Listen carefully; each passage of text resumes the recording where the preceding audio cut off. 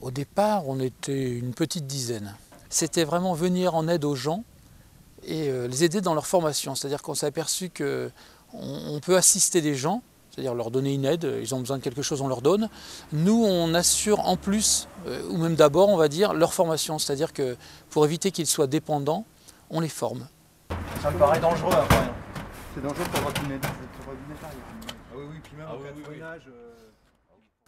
Mais on a aussi fait des audits, c'est-à-dire qu'on intervenait dans des situations de crise, parfois dans des associations, pour essayer de démêler les chevaux et en même temps leur donner des moyens. On a formé par exemple des jeunes qui ont monté un studio d'enregistrement pour des groupes rock.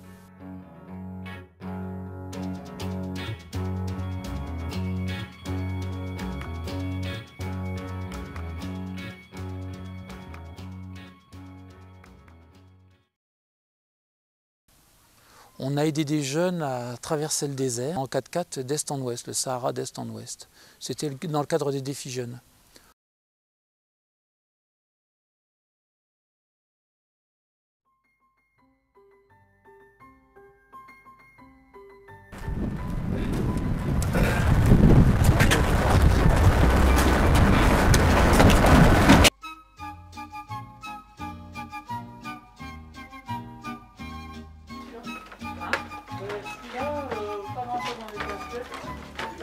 Olivier ? Sors, tu vas voir, il est là.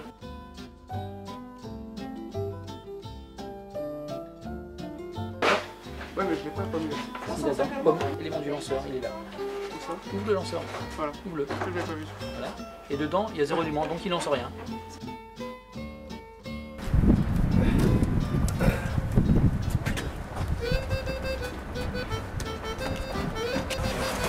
Vous avez un signal ? Ouais. C'est pas ça, ça. Oui, encore.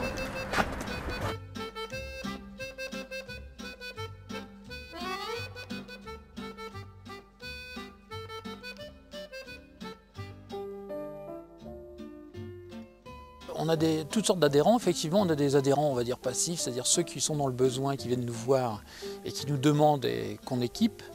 Ces gens-là, au départ, on leur dit, vous savez, il faudra rester plusieurs années dans l'association parce que nous, c'est un service complet qu'on demande, c'est-à-dire que pour l'instant, on vous vient en aide, mais après, on souhaiterait que vous veniez en aide de gens autour de vous.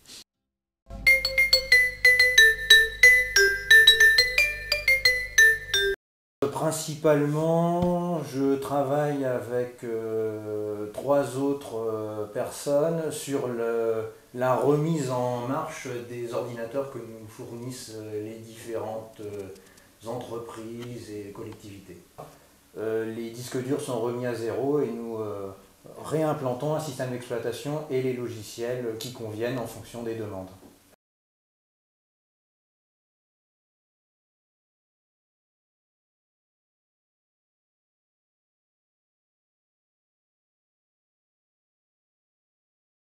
Le problème, effectivement, on a des ordinateurs très différents et donc on ne peut pas mettre un système standard, les puissances sont différentes et donc on doit adapter pratiquement à chaque cas les machines.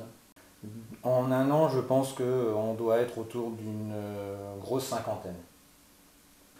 C'est très désintéressé, c'est une envie d'aider son prochain. On a cru au départ qu'on pourrait faire des critères d'attribution, mais en fait c'est très variable. Il faut savoir que le plus jeune adhérent il doit avoir 4 ans et le plus vieil adhérent doit avoir 83 ans. Donc on comprend que ce sont des choses très distinctes qui motivent ces gens-là. Quand c'est simple, c'est-à-dire qu'une personne qui arrive qui nous dit oh, je suis au chômage et je veux profiter de ma période de chômage pour me former, on ne demande rien.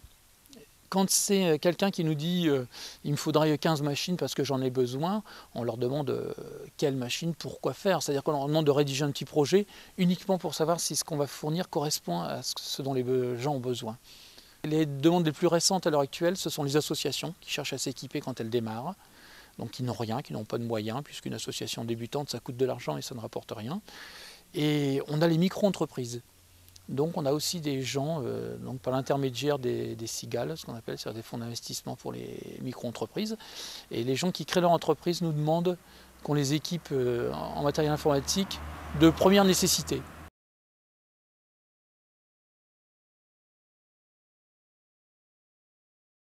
Les écoles sont très demandeuses et à juste titre. C'est-à-dire que c'est vraiment une demande vis-à-vis d'enfants.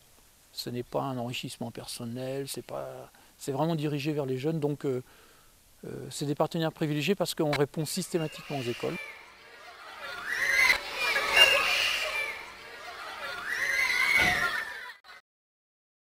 Et on a de plus en plus de demandes sur l'étranger.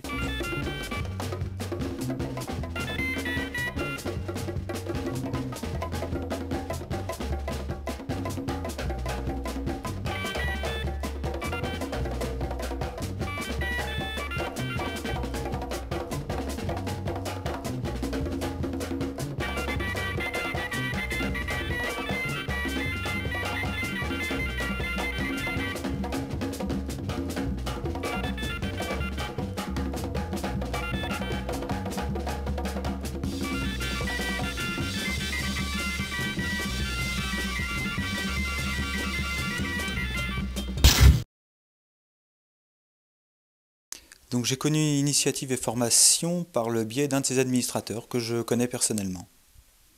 Alors à Initiative et Formation, nous avons fourni uniquement du matériel informatique, donc des imprimantes laser, des imprimantes matricielles, des PC, des modems et puis toutes sortes de périphériques informatiques. En fait, moi j'ai demandé à cet ami qui est administrateur la marche à suivre pour pouvoir mettre au rebut ce matériel.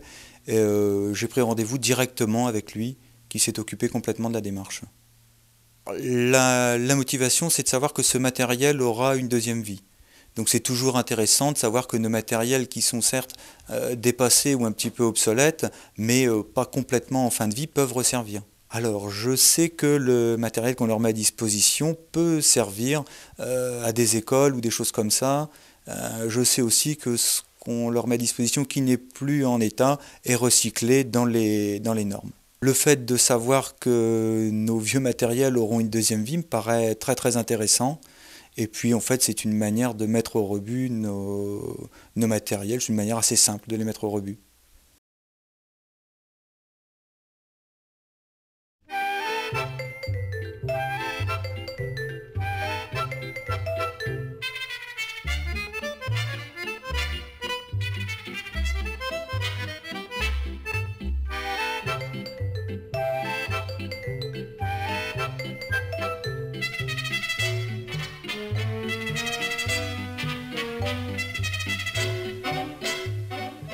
Les machines sont totalement recyclées, c'est-à-dire que les machines ne sont pas forcément en état de marche et beaucoup d'ailleurs ont des pannes importantes et nous prenons le temps de démonter tout, hein, c'est-à-dire qu'on élimine même les piles au mercure qui sont sur les cartes mères et qu'en dernier recours, quand les machines sont inutilisables, elles sont recyclées totalement, neutralisées complètement. On passe par les ateliers de la Bergerette à Beauvais qui se charge de ça, mais tout est démonté et il n'y a rien qui soit mis en décharge ou jeté de manière sauvage, quoi.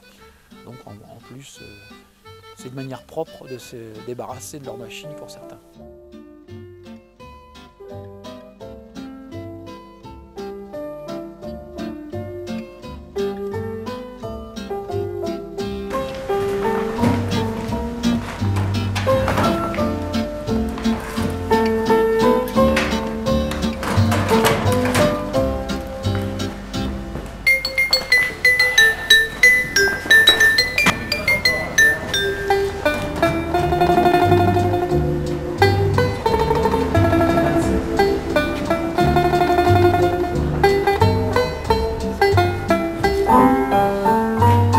C'est parfait.